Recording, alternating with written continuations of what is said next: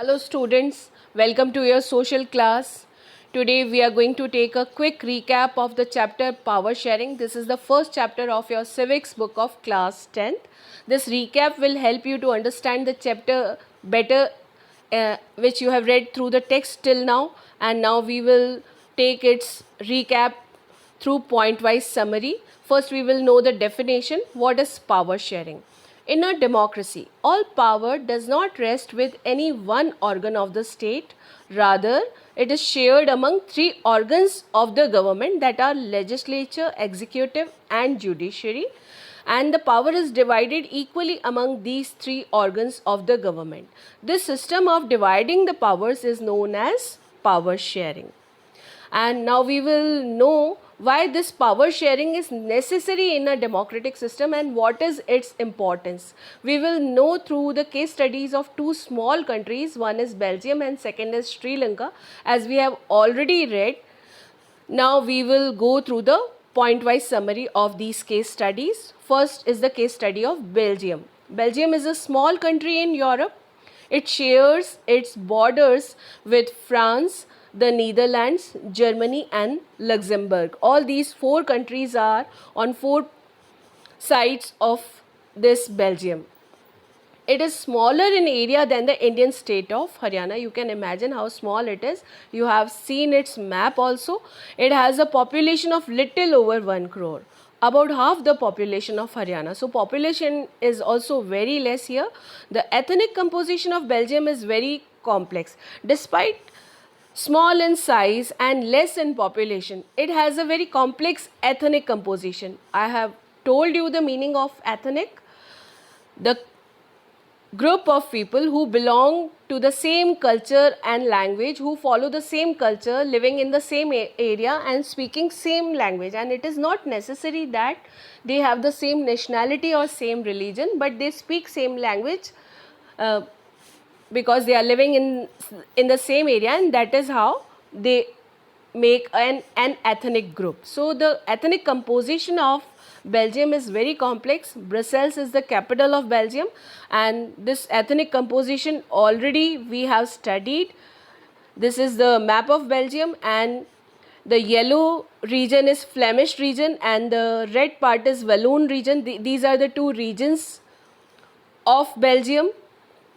And in the Flemish region, 59% of the overall population is Dutch speaking, and in Wallonia region 40% of the overall population of this region is French speaking, and rest 1% in all over country are German speaking, which we can see here. This lining part is German speaking region, so they are very less in number, but the case is totally different in the capital city Brussels, where French speaking are more. This is the special case of Belgium, that in overall country French speaking are minority, but in Brussels they are in majority number, that is 80% of the total population are French speaking in Brussels, and only 20% who in overall country are major in number. They are the majority community of the country, but in Brussels they are the minority community. Only 20% people are Dutch speaking in Brussels.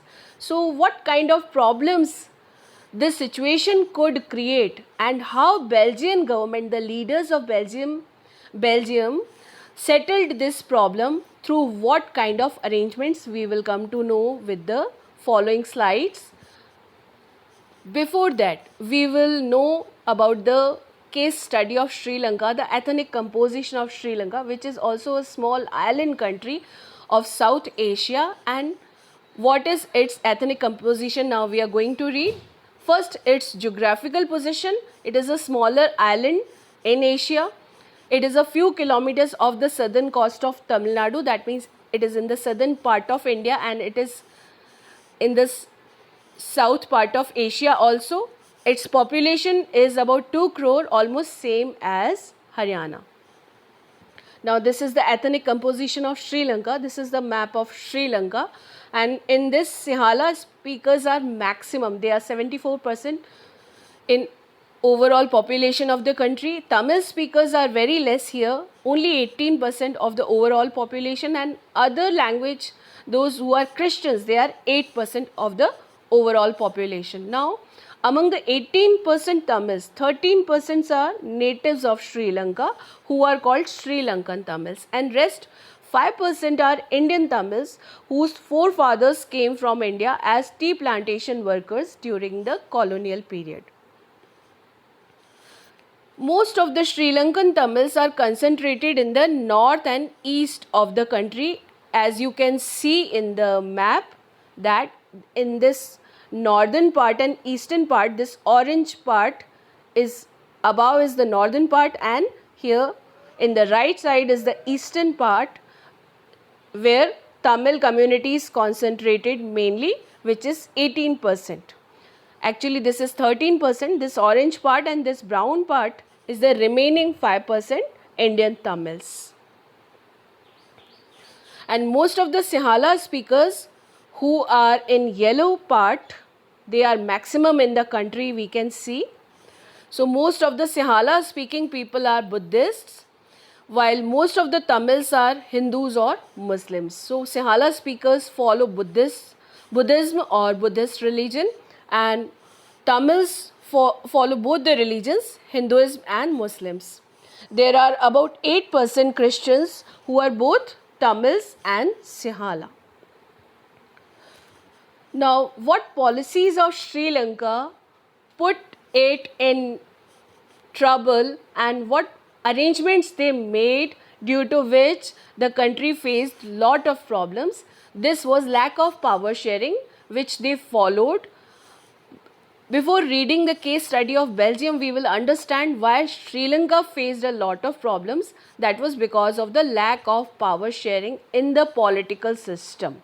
And what they followed? The policy of majoritarianism.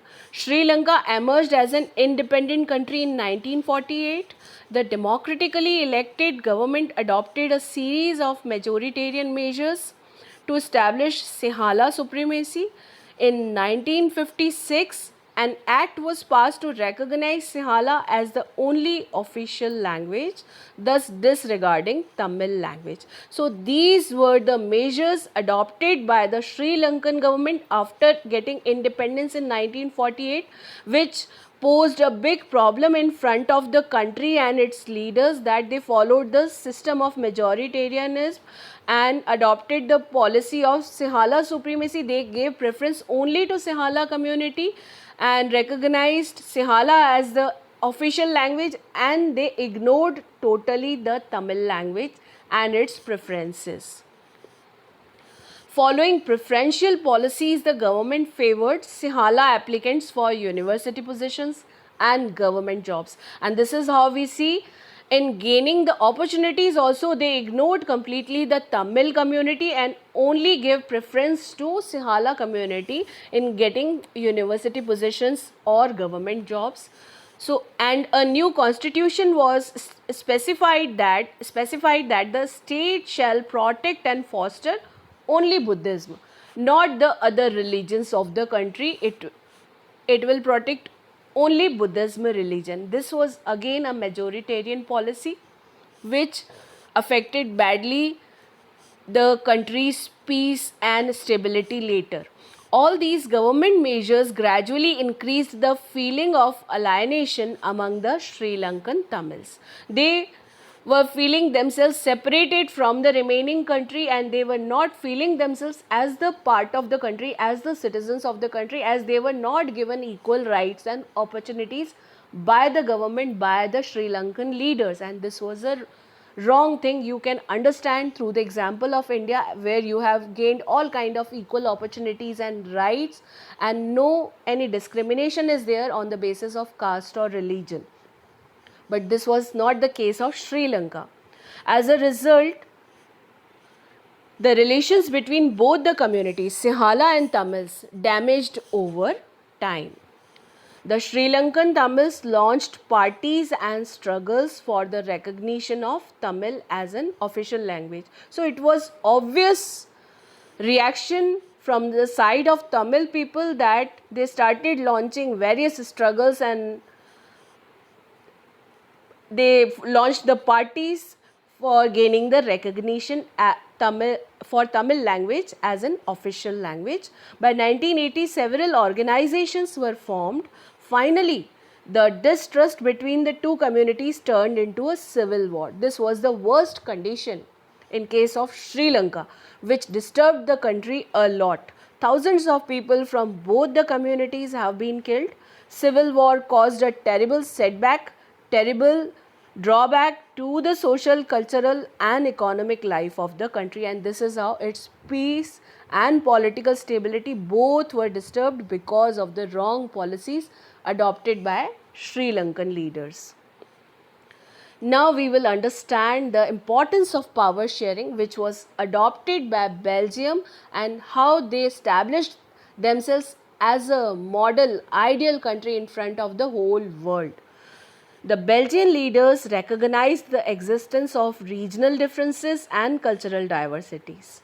They amended their constitution 4 times between 1970 and 1993. What was the reason of amendment or rectification of the constitution? Was to give equal rights to all the communities of Belgium, like French speaking and Dutch speaking and other communities, mainly Christians were there, and this is how they adopted these kind of special arrangements to give stability to the political order of the country.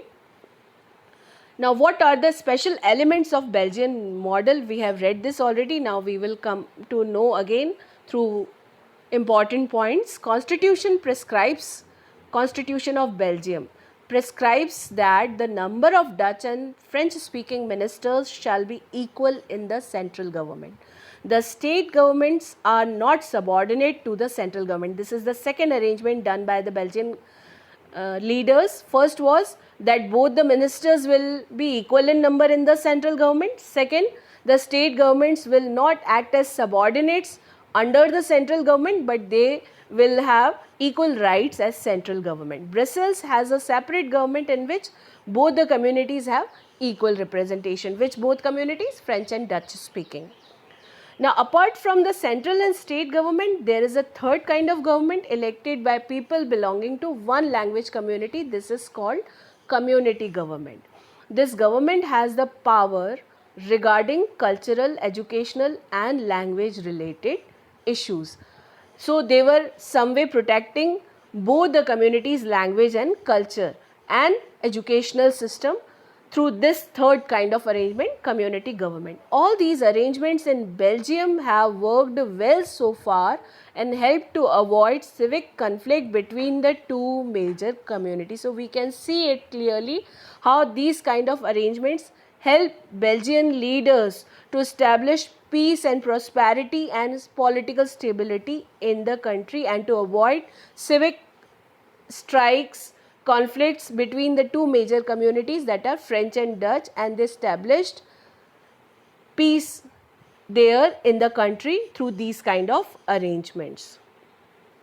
So this is how we understand why power sharing is desirable, necessary.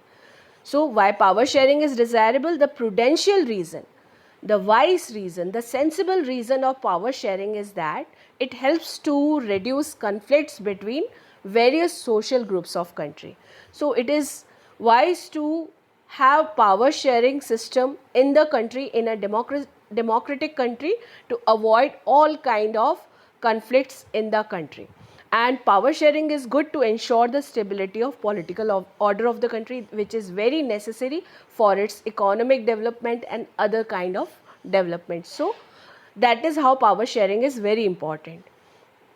The second and deeper reason of power sharing, which can be called a moral reason, is that power sharing is the very spirit of democracy. A democratic rule involves sharing power with those affected by its exercise and those who have to live with its effects. That means power sharing is very necessary. It is the part of democracy. It is the synonym of democracy. If power sharing is not there in a democracy, it is not a true democracy. It will be turned into monarchy or dictatorship or autocracy. So morally it is the essence of democracy. That is why power sharing is necessary. So through this quick recap, we have understood the chapter again, what this chapter wants to say, the importance of power sharing. It wants to tell you, and we have understood it very well. I hope you will read it again and practice more. Next, we will come with the next part of the chapter. Till then, thank you and enjoy your studies.